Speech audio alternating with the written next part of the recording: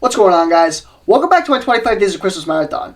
Today, we're going to be talking about the OG of all OGs when it comes to Christmas film, and that's the original Miracle on 34th Street.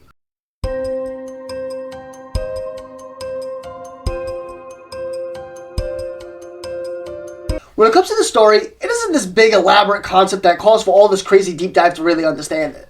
You can certainly take it more seriously, but for my money, what makes this film as good as it is the playful and warm-heartedness that it has, while also being able to balance that charming tone to the more serious notes that they try to tackle.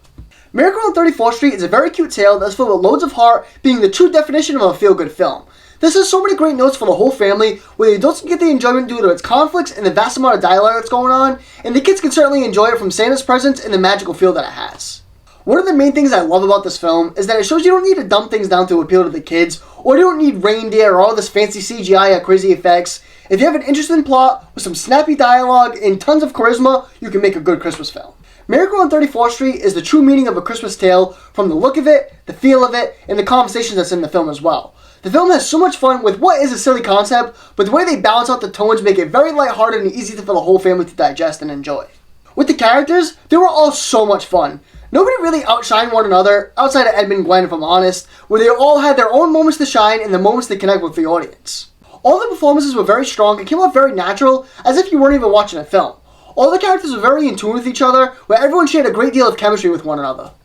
Individually though, Edmund and Gwen absolutely steals the show as Kris Kringle, aka Santa Claus. His character performance is simply so charming and infatuating, you just can't even help but adore his character, where it honestly seems like it was so effortless to put on such a great performance. He honestly really doesn't do anything special to stand out more than others, but it's really just that holly jolly and helpful spirit he puts out, where it's almost completely believable that that's just the way Santa would act. And the last thing I want to talk about, the screenplay.